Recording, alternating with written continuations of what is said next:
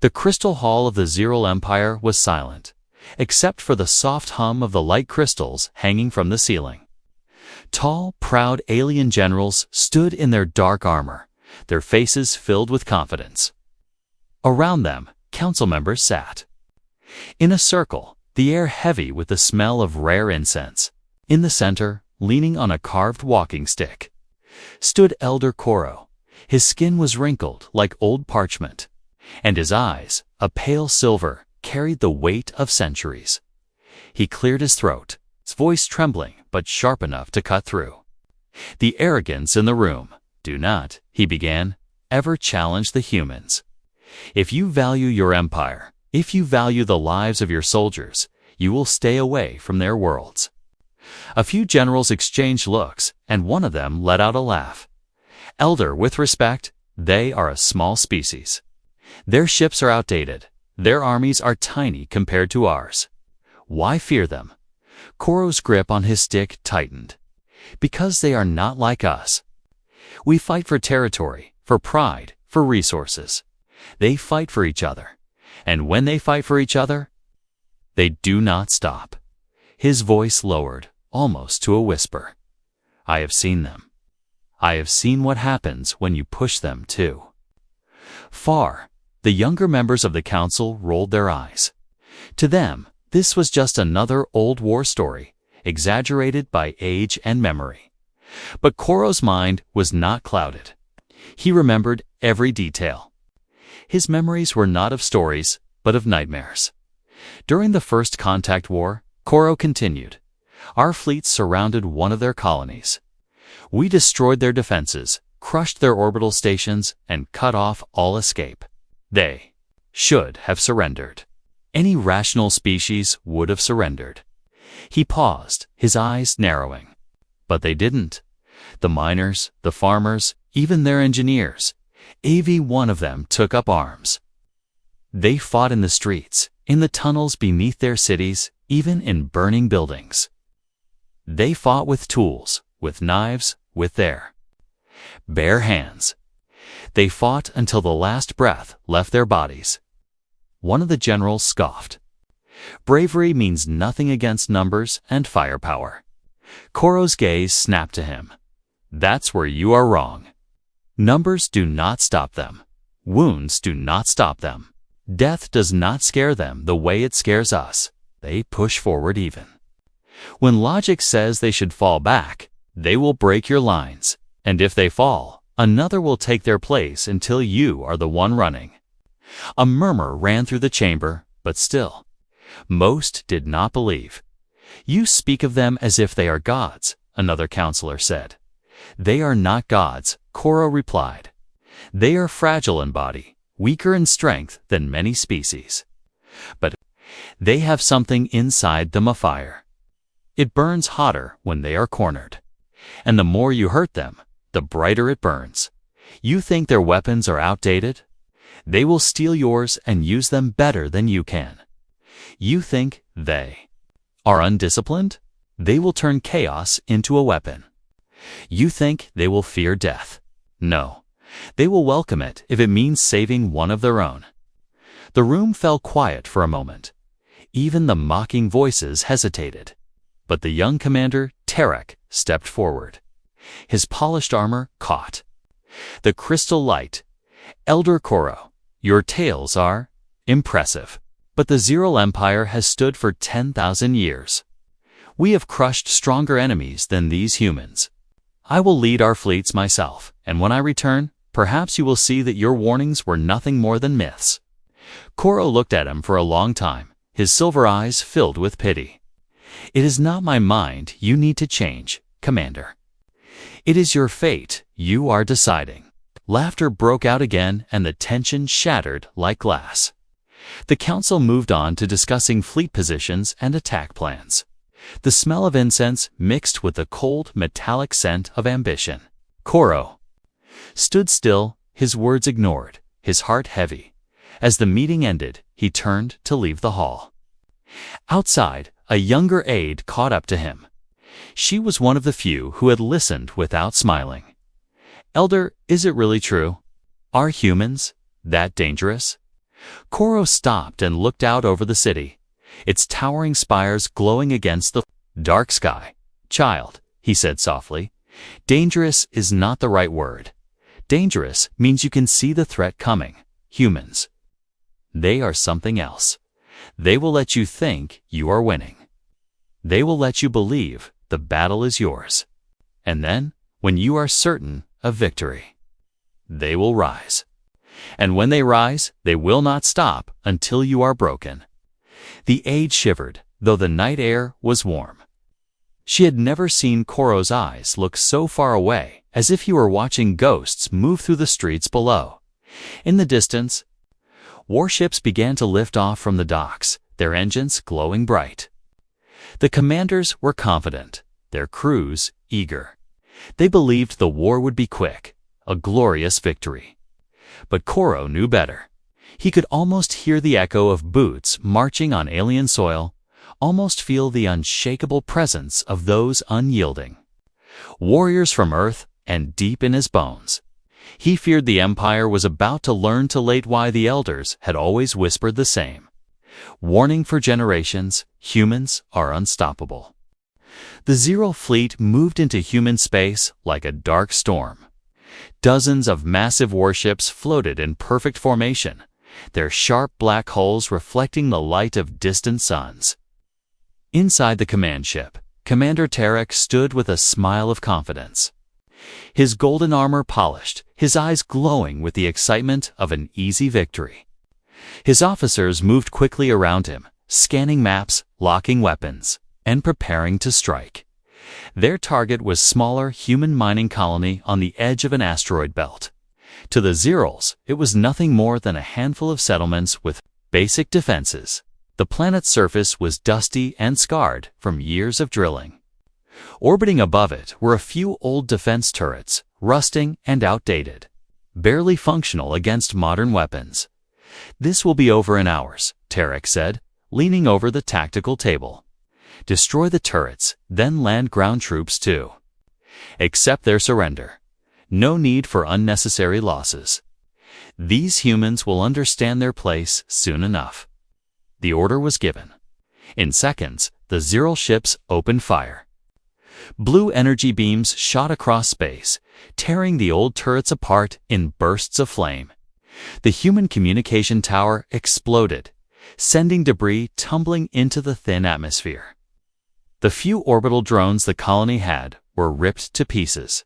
The ground shook in the mining settlement as explosions lit up the horizon. Dust and smoke filled the air.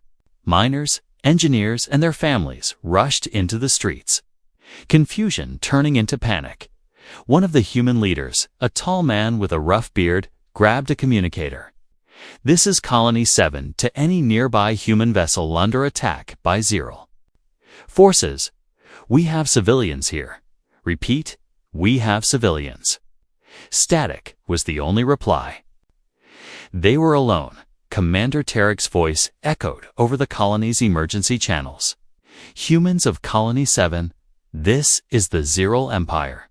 Your defenses are gone. Surrender now, and you will be spared." Many expected the humans to obey. They had no real weapons. Their ships were too small to fight back. But instead of surrendering, something else happened. A young woman stepped into the dusty square. Her face smeared with oil, her mining helmet still on. "They think we're just going to give up," Jay said, almost laughing.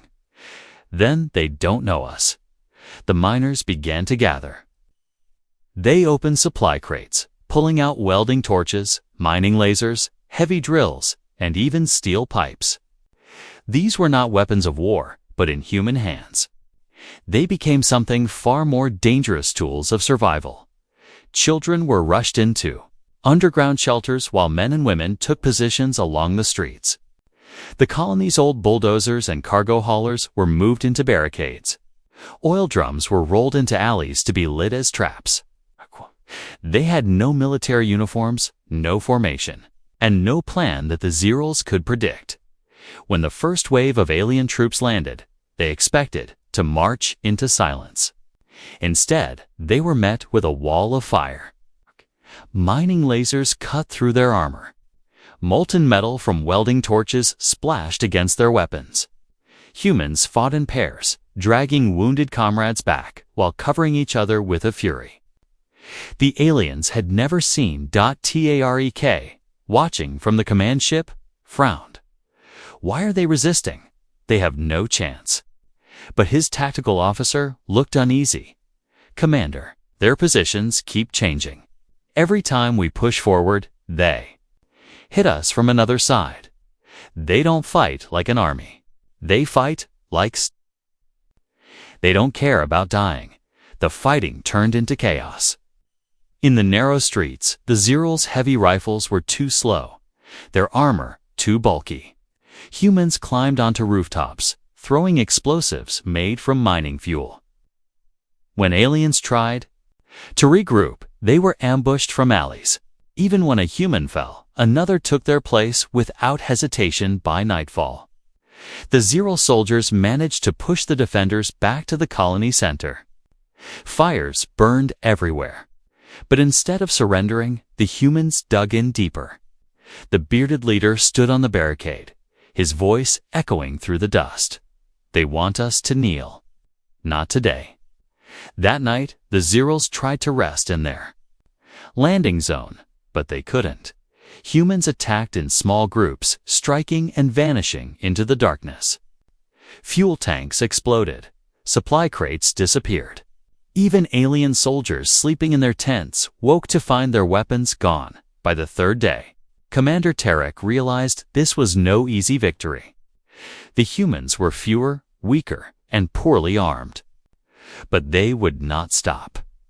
Every time the Zerals thought the colony was broken, the defenders returned with more traps, more fire, more determination. On the fourth day, a small group of human miners managed to reach the alien landing pads. They planted explosives under the main transport ship and set it off, destroying the craft in a deafening blast. The shockwave shook the battlefield. Alien troops panicked, thinking human reinforcements had arrived. The truth was far simpler. These humans had no help. They were alone, but they fought as if the entire human race was watching. When Tarek finally ordered a retreat, the Zeral troops staggered back to their ships, many carrying their wounded, all in disbelief. They had come expecting an easy victory. Instead, they had been fought to a standstill by miners with no training and no mercy. From the command deck, Tarek stared at the burning colony below. This should not have happened, he muttered. Somewhere far away, Elder Koro's warning echoed in the silence. They will fight for each other, and when they do not stop. The retreat from the mining colony was supposed to be temporary, but it left a wound in the pride of the Zeral Empire. Commander Tarek returned to the capital with a face like stone, his once confident eyes now shadowed with frustration. The council greeted him with forced smiles, pretending the loss was not important. It was only one colony, they told themselves. We will crush them in the next strike. New fleets were assembled. More soldiers were called from across the empire. They brought heavier weapons, faster ships, and elite shock troops trained for rapid planetary invasion. The commanders believed that this time, it would break human resistance completely. The target was a human trade station orbiting a gas giant. The station had no warships of its own, only a handful of escort craft. Tarek's fleet arrived in silence, weapons charged, ready to make an example out of anyone who stood in their way. But when they prepared to strike, the humans did something unexpected. Instead of waiting to be attacked, they attacked first. Small human corvettes, barely a third the size of the alien destroyers, darted out from behind the planet's rings. They moved fast, too fast for the Zeral targeting systems to lock on in time. Before the alien gunners could react, missiles streaked through the void, slamming into supply ships and cargo bays.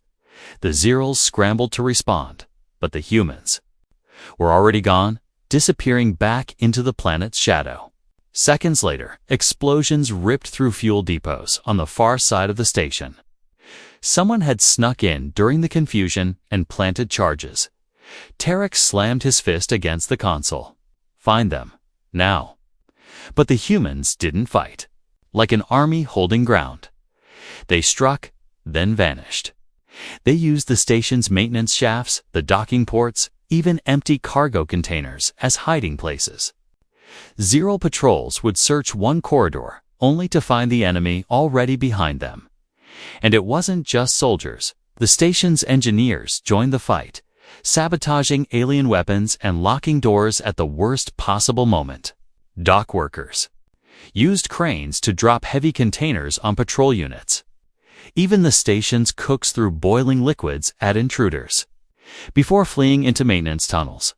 When the Zeros tried to cut off power to stop the humans, the lights went out for the aliens but somehow stayed on in human-controlled areas. They had rerouted the systems without the invaders noticing. Tarek realized this was more than random resistance. It was a plan. The humans were forcing his troops to split up, to chase shadows, to fight in places where their numbers and technology meant nothing. Reports began to flood in from other sectors. Supply lines had been cut in 3 systems. Fuel convoys were disappearing. Outposts reported hearing human voices over their comms, taunting them before attacks. Cargo bays were found empty, stripped of every resource even when they had been guarded. One story reached Tarek that made his blood run cold. On an ice moon in the Outer Rim, a small human squad had fought for 6 hours without shelter, in temperatures that should have killed them in minutes. When reinforcements finally arrived, they found the humans still fighting half-frozen, bleeding, but refusing to stop until every civilian was safe. Even the alien soldiers started whispering. They had been told humans were fragile, that they couldn't survive without their comfortable worlds. But here they were, surviving in vacuum, fighting in acid storms, and living off whatever they could find. The Zero medical officers confirmed something strange. Human bodies, while weaker in raw strength, adapted far faster to injury and stress than most species. Broken bones knit quicker. Muscles rebuilt themselves under constant strain. They could lose blood and still keep fighting, sometimes for hours. One alien soldier, pale and shaking, told Tarek, "I shot one. 3 times he kept coming. He should have been dead, Commander." But he didn't stop. He looked at me like I was nothing to him. The more battles they fought, the more the Zeros began to fear them. It wasn't only the humans' physical endurance, it was their minds. They learned fast. Every failed attack became a lesson. Every loss turned into a new tactic. The same trick never worked twice. Tarek sat in his quarters late one night, staring at reports scattered across the table. The pattern was clear. The humans were no longer just defending. They were hunting the Zeros. Every day, another convoy was gone. Another patrol vanished. It was like fighting a shadow that never tired, never ran out of weapons, and never lost the will to strike. Some of the younger alien officers began avoiding missions into human space. They claimed their ships had technical failures or navigation errors to delay deployment. In the barracks, stories spread like wildfire. Tales of humans taking on squads alone. Stories of them dragging wounded comrades across miles. Of battlefield under heavy fire. Accounts of humans fighting with broken weapons, using rocks, knives, even their fists. Until the enemy fell. By the time the Third Fleet was sent to reclaim the trade station, morale was already cracking. The soldiers boarded their ships with quiet dread instead of pride. When the fleet finally reached its destination, they found nothing. The station was abandoned. Every valuable part had been removed. No bodies, no prisoners, just a message burned into the station's wall in jagged human letters. "You're in our space now." Tarek stood in the empty command room, staring at the words. The room was cold, the lights dim. Somewhere in the darkness, he thought he heard the echo of boots and human voices. But when he turned, there was nothing there. Elder Koro's face came to his mind again, the old man's voice like a whisper in the dark. Numbers do not stop them. Wounds do not stop them. Death does not scare them. For the first time since the war began, Commander Tarek felt something unfamiliar crawling into his chest. It wasn't anger. It wasn't pride. It was fear. The planet Iridian floated like a deep green jewel in the black of space. It was rich in resources, surrounded by moons, and positioned at the heart of several major trade routes. Whoever controlled Iridian could control the surrounding systems, and the Zerals were determined to take it. They sent their largest fleet, yet hundreds of warships, troop carriers, and supply vessels. Commander Tarek himself led the attack, his mind set on erasing the embarrassment of past defeats. From orbit, the planet looked peaceful. White clouds drifted over vast oceans and endless forests. But beneath that beauty, both humans and Zerals knew this was about to become one of the bloodiest battlegrounds in the war. The humans had fortified the planet for months. They built trenches through the forests, set up camouflaged artillery on the mountains, and laid mines across the plains. Every city had underground shelters, and every able-bodied person was ready to fight. As the Zeral fleet descended, the skies above Iridian turned into a storm of fire. Alien warships unleashed their energy cannons, targeting human anti-air defenses. In return, human ground forces fired missiles from hidden launchers, catching some of the invaders by surprise. Several Zeral landing ships exploded before they could even reach the surface, scattering debris across the forests below. When the first wave of alien troops landed, they expected to sweep through quickly. Instead, they found themselves in an environment that favored the defenders. In the dense forests, their heavy vehicles became slow and clumsy. Human soldiers used the trees for cover, striking fast with grenades and disappearing into the shadows. Snipers hid high in the branches, picking off officers before melting away into the foliage. On the western plains, the Zerals advanced in large formations, believing their sheer numbers would overwhelm the humans. But the humans didn't fight. To hold the line, they fought to shatter the enemy's spirit. They let the aliens push forward just far enough, then unleashed sudden ambushes from multiple sides. Explosions tore through the alien ranks, and the survivors were forced to retreat under heavy gunfire in the skies. Human fighter pilots darted between larger alien ships like hunting birds. They targeted the command vessels first, cutting off communication between units. Without clear orders, the Zeral troops on the ground began to panic, unsure whether to advance or fall back. Commander Tarek paced inside his flagship, watching the battle unfold on the holomap. "Push harder. Break their lines," he ordered. But every time the Zerals thought they had trapped the humans, the defenders slipped away, only to reappear somewhere else. It was like fighting smoke in the capital city of Iridian. The battle turned brutal. Zeral troops pushed into the streets, their heavy weapons tearing through buildings. But the humans fought back with a fury that shocked even their own allies. They turned the city into a maze of resistance barricades at every intersection, snipers in every window, and traps hidden under piles of rubble. Alien soldiers who moved too quickly found themselves stepping into mines or being caught in crossfire. A small unit of human soldiers led a counterattack deep into enemy territory, targeting the alien command post set up in the city's old financial district. They moved like ghosts, appearing suddenly, taking down guards, and vanishing into side streets. When they finally reached the command post, they planted explosives and slipped away. Minutes later, a thunderous blast shook the city, and the alien command structure collapsed literally and strategically. Tarek's frustration grew. He had numbers, he had technology, yet every advantage was slipping away. Reports came in of humans fighting hand-to-hand when their ammunition ran out, using knives, pipes, and even their own helmets as weapons. Injured soldiers refused evacuation, insisting on staying until the battle was over. On the third day, the Zeros tried a new strategy. They would concentrate all their forces on the northern front and crush it in one overwhelming strike. At dawn, hundreds of alien soldiers marched forward, their heavy walkers leading the way. For a moment, it looked like the humans might finally be overrun.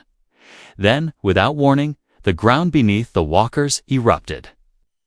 The humans had dug massive tunnels and packed them with explosives. The first wave of walkers disappeared into fire and smoke. Before the Zeros could regroup, human forces charged out from hidden trenches, attacking from both sides. The northern front dissolved into chaos, and within hours, the Zeros were in full retreat. In space above Iridian, the tide turned as well. Human warships, smaller and faster, darted in and out of enemy formations, targeting weak points in the alien hulls. One particularly daring human frigate charged straight into the middle of a Zero formation, drawing enemy fire, and then unleashed a barrage of torpedoes that crippled 3 destroyers at once before speeding away by the 5th day. The Zero's morale was broken. Entire units refused to advance, some abandoning their posts entirely. The humans pressed the attack, not to destroy, but to force the enemy to collapse from fear and exhaustion. Tarek could see it clearly. Now this wasn't just a battle. This was the humans sending a message. You will not take this world. Finally, Tarek gave the order he swore he would never give. Full withdrawal. All ships, leave Iridian. His voice was heavy, his pride shattered. As the alien fleet pulled away, the humans didn't chase. They stood on the battlefields, watching their enemies flee, their weapons lowered, but their eyes unyielding. The forests were scarred, the cities damaged, but Iridian still belonged to its people. And somewhere, far from the battlefield, Elder Koro heard the news. He closed his eyes and whispered to himself, now they're beginning to understand. The news of the Iridian defeat spread through the Zero Empire faster than any official report could control. At first, the government tried to call it a strategic withdrawal, but the soldiers who returned told a very different story. They spoke in hushed voices about how the humans fought, how they refused to break, how they attacked without warning, and how they seemed to grow stronger the longer the battle lasted down in the barracks. Around mess tables, alien troops swapped. Stories, some were exaggerated, but others were chillingly real. A soldier with scars running down his face claimed he had seen a human take a plasma bolt to the chest, fall to one knee, and still charge forward with a knife. Another said his unit had been ambushed in the dark by only 5 humans, but they had fought like 50, leaving no survivors except him. Young recruits, once eager to prove themselves, now avoided eye contact whenever missions into human space were mentioned. Veteran warriors who had fought against many enemies found themselves restless at night, unable to shake the images from Iridian. Some had nightmares of human eyes staring at them through smoke and fire, unblinking, unafraid. The fear began to spread beyond the military. Civilians who had never even seen a human began whispering about them in the marketplaces.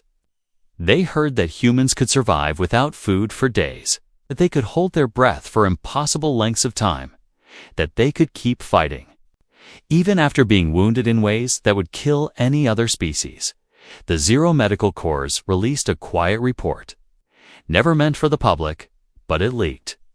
It confirmed that human biology was strange resilient in ways they didn't fully understand. Muscles repaired faster. Pain could be ignored for longer. Adrenaline surged through them in quantities that would kill most beings. Worst of all, their minds adapted to fear, turning it into determination instead of panic. Commander Tarek sat in a private meeting with other high-ranking officers. The room was dim, the air heavy with the scent of burning incense meant to calm the nerves. No one looked calm. One general rubbed his temples as he read the latest reports. We can't keep sending troops into human space. They come back broken, if they come back at all. Another officer slammed his fist on the table. Are we the Zero Empire or not? We have the numbers, the technology. Are you saying we should bow to these creatures? Tarek didn't answer at first. He stared at the battle maps, his mind replaying the moments at Iridian. It's not just their weapons, he said finally. It's not even their strategy. It's them. They don't stop. Even when you think you've killed them, you haven't, not until they decide the fight is over. The general scoffed. You sound like the elders. Tarek's jaw tightened. Maybe the elders were right. In the outer colonies of the Empire, garrisons began reinforcing their defenses. Not because orders demanded it, but because the soldiers stationed there didn't want to be caught off guard if the humans came. Patrol ships quietly altered their routes to avoid the borders of human-controlled space. Convoys started traveling with twice the normal escort, and even then, some captains requested to be reassigned away from dangerous sectors. Small incidents. Added to the fear, a Zero outpost on an uninhabited moon was found abandoned. No signs of a struggle. Just a message carved into the wall in human writing. We were here.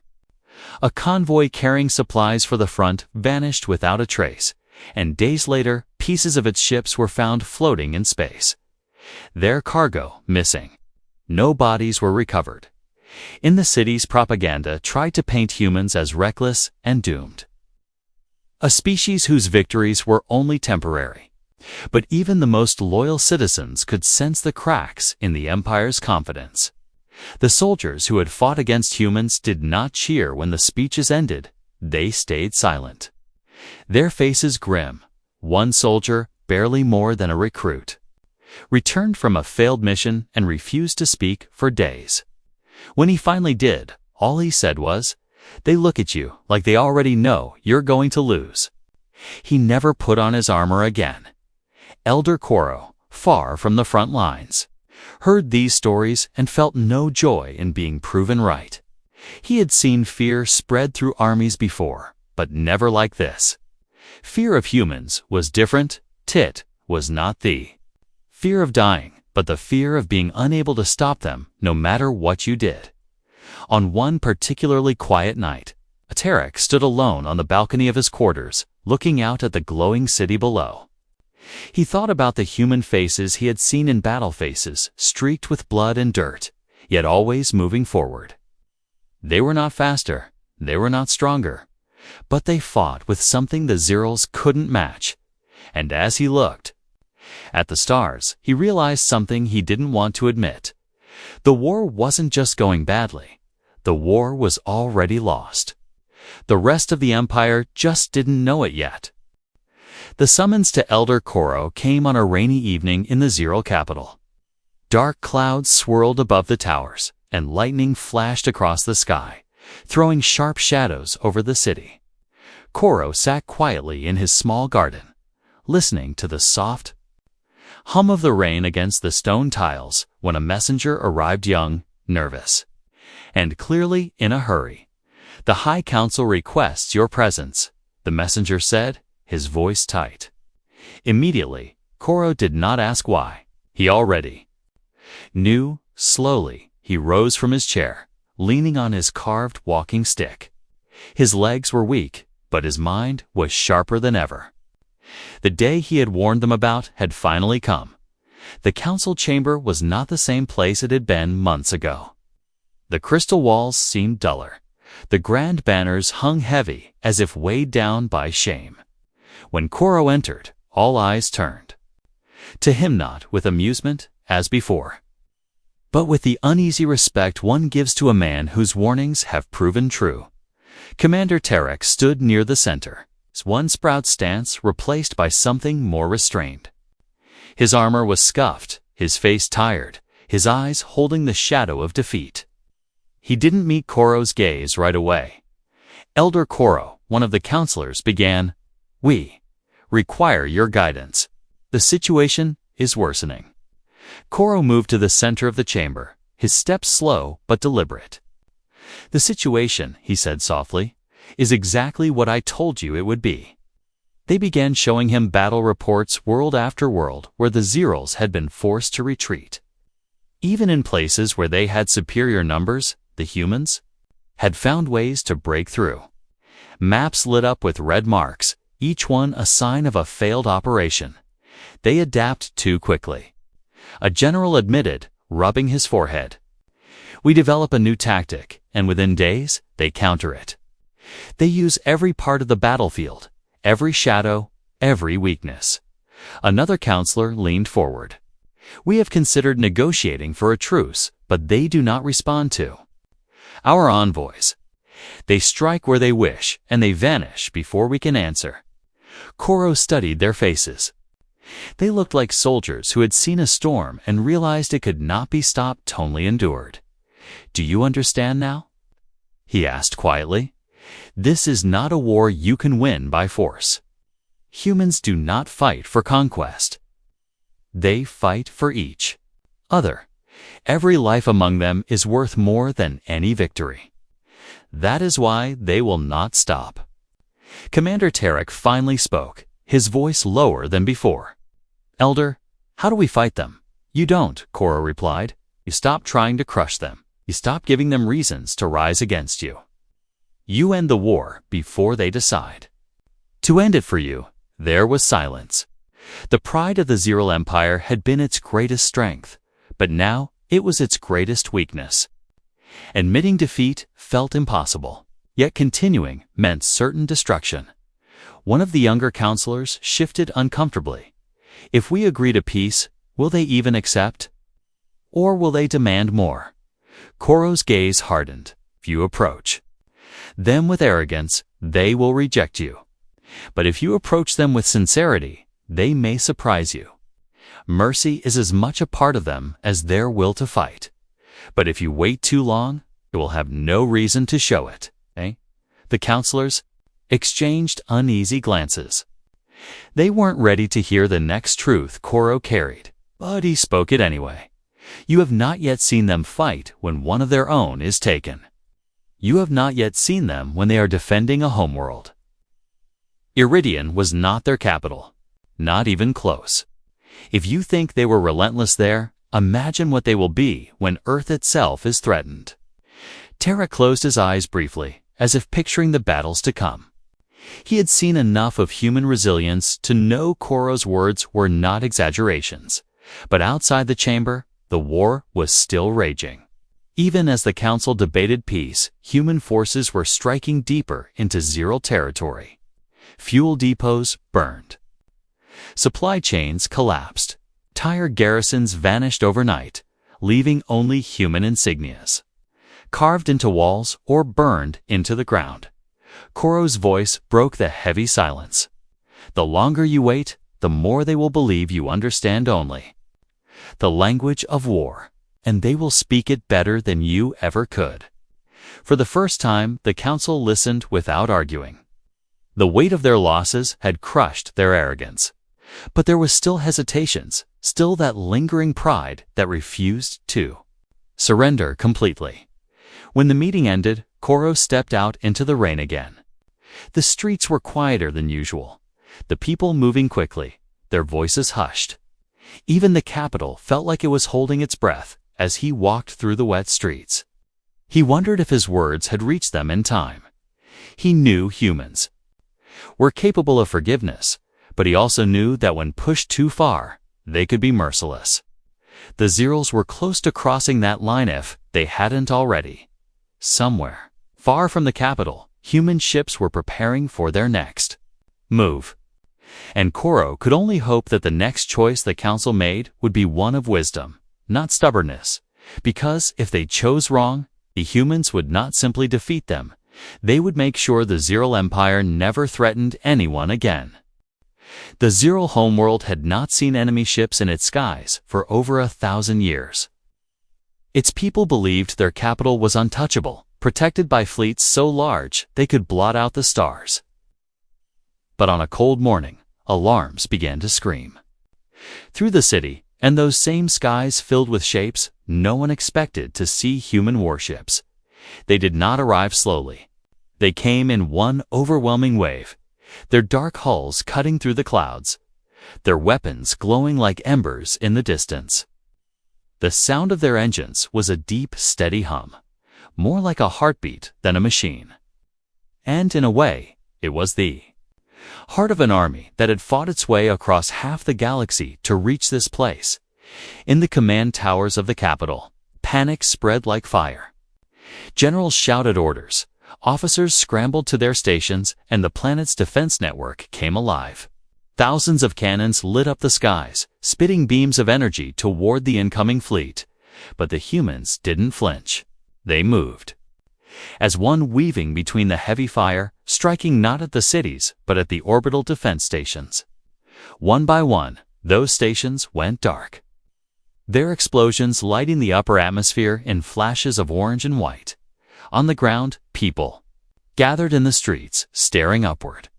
Some had never even seen a human in their lives, but the stories were fresh in their minds.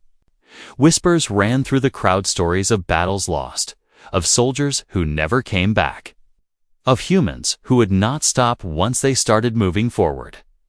Commander Tarek stood in the War Council chamber, watching the tactical display. His face was pale, his jaw clenched. "We can't repel them," he admitted. The words tasted like ash in his mouth. "Every line we form, they break. Every position we take, they go around." Counselor's voice trembled. "Then what do we do?" Before anyone could answer, a sudden message came through the main comms channel. It was a human voice, clear, calm, and without a hint of fear. "Zero Empire, we are not here for your destruction. We are here for your surrender. End the war, free those you have enslaved, and you will live. Refuse, and this will be your last sunrise." The room went silent. No one had expected mercy. No one had expected such a direct choice. Elder Koro stepped forward. His voice, though old, carried weight. "You see now, they could destroy us if they wished, but they offer peace on their terms. Take it." Some counselors protested, still clinging to their pride. "We cannot bend to them. We are the Zero Empire." Koro's eyes narrowed. "You are an empire standing on the edge of its grave. The only reason you are breathing at this moment is because a human somewhere decided you could. Do you want to test how quickly they can change their mind?" Outside the council chambers, the human fleet began to descend lower. Dropships filled the skies, but they did not fire. They landed outside the capital walls, forming a silent ring of steel around the city. It was not an attack. It was a statement. "We are here. We are ready. You have one chance." Inside the capital, soldiers stood nervously at the gates, their weapons in hand, eyes fixed on the horizon. The humans stood in formation, still as statues, their faces hidden behind dark visors. They didn't shout, didn't threaten, they simply waited. Hours passed like years. The council argued, voices rising and falling, but in the end, the truth became impossible to ignore. No fleet was coming to save them. No secret weapon would turn the tide. Finally, Commander Tarek placed his hand on the comms terminal. His voice, when it came, was heavy with resignation. "This is the Zero Empire. We accept your terms." The reply came within seconds. "Lay down your weapons. Release your prisoners. We will meet at the city gates." When the gates opened, a single human stepped forward to meet them. He wasn't in heavy armor, only a simple uniform. Yet he carried himself with the authority of someone who knew the war was already over. Behind him, lines of human soldiers stood unmoving. The sun glinting off their rifles, Tari K walked out to meet him. Flanked by Elder Koro, the human extended his hand, not in weakness, but in finality. "It ends here," he said, and so it did. The surrender was signed within the hour. The humans made no demands for land or wealth. Their terms were simple: the Zero Empire would end its conquests, free every world under its control, and never again raise arms against those who could not defend themselves. For the people of the capital, the most shocking thing was what happened after. The human fleet did not stay to gloat. They did not tear down the city. They left as quickly as they had come, vanishing into the skies with the same steady hum they had arrived with. But the message they left behind would never be forgotten, not in stone, but in the minds of everyone who had seen them. That day, humans are unstoppable and merciful if you give them reason to be. Years passed after the war ended, and the galaxy slowly began to heal. The memory of the humans arriving at the Zero homeworld was still fresh. But instead of being a story of fear, it became a story told to remind everyone what strength and mercy could do together. The Zero Empire was no longer the same as before. The once mighty fleets that had conquered worlds now carried supplies, food, and medicine. The great armies that had marched into battle now guarded trade routes and protected colonies from pirates. Elder Koro lived long enough to see the change with his own eyes. He would sit in the garden of his home, the same garden where he had received the summons on that rainy night, and watch children of different species play together in the streets. It was something he had never thought he would. Caesaral children, running alongside human children, laughing, chasing each other without fear. The humans did not occupy the Zero homeworld or force their culture on anyone. They visited as allies, not rulers. When their ships came, they brought scientists, engineers, and doctors instead of soldiers.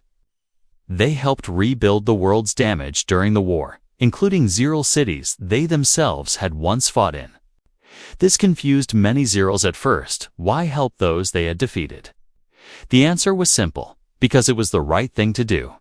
KOR often told the younger generations the truth about the humans. They are not unstoppable because of their weapons or their numbers, he would say in his calm, steady voice. They are unstoppable because they refuse to give up on each other. That same will that makes them terrifying in war also makes them unmatched in peace. Commander Tarek, who had once led fleets against them, became one of the strongest voices for the Alliance. He traveled to human worlds, stood in their halls, and saw for himself how they lived. He learned that their strength did not come from greed or ambition, but from the bonds they shared, the belief that no one should be left behind. Over time, he became a trusted diplomat, speaking for the Zero people whenever disputes arose. Trade flourished between the two species. Zero technology, precise and efficient, mixed with human creativity and adaptability to create inventions that neither could have made alone. Starships became faster, medicine became more advanced, and exploration reached deeper into the galaxy than ever before. Still, no one forgot the cost of the war. Memorials were built on both human and Zero worlds. On Iridian, a monument stood where the fiercest fighting had taken place. It showed a human soldier and a Zero medic standing back. Two back, their weapons lowered, looking toward a brighter horizon. Visitors from across the galaxy came to see it, leaving flowers, flags, or simple stones at its base. In schools, children learned about the warnings of Elder Koro. They studied how pride had blinded the Zero leaders, and how ignoring the truth had nearly destroyed them. But they also learned how mercy had saved the Empire when it was at its weakest. The phrase "humans are unstoppable" became not just a warning, but also a reminder of what determination and compassion could achieve. One quiet evening, long after the war, Koro walked through the capital's central plaza. The air was filled with music from a celebration marking the anniversary of the peace treaty. Humans and Zeros danced together under strings of glowing lanterns, the sounds of laughter and joy echoing through the streets. He stopped to watch for a moment, leaning on his walking stick, and felt a rare sense of peace settle over him. A young Zero girl ran up to him, her hand holding that of a human boy. "Elder," she said with a wide smile, Will you tell us the story of the day the humans came? Koro chuckled softly. Ah, child, I have told it many times. But yes, I will tell it again. For it is not just a story, it is a lesson. Lesson about listening before it is too late. A lesson about fighting only when you must. And a lesson that strength is not only in the arm, but in the heart. As he began to speak, more children gathered around, both human and Zero. Their faces bright with curiosity. The music played in the background, and the plaza lights glowed warmly against the night sky. He told them of the arrogance that had almost destroyed his people, of the battles fought with fire and steel, of the humans who refused to stop no matter the cost. But he also told them of the moment when the humans, standing at the gates of the capital, had chosen mercy over vengeance. When the story ended, the children clapped, and the young girl asked, "Elder, will humans ever fight us again?" Koro smiled, though his eyes held the weight of experience. "If we are wise, child, they will never have to. But if they do, remember my words. They will fight for each other, and when they do, there is no force in the galaxy that can stop them." The celebration carried on into the night, but Koro stayed where he was for a while, watching the new generation laugh and play. The war was over, but its lessons would live on. And perhaps, he thought, that was the greatest victory of all not. The battles won or lost, but the understanding that came after, far above. In the quiet black of space, human and Zero patrol ships moved side by side, not as enemies, but as guardians. Together, they kept watch over the galaxy, ensuring that the dark days of war would not return. And somewhere in the stars, the legacy of the humans, the unstoppable humans, continued to grow.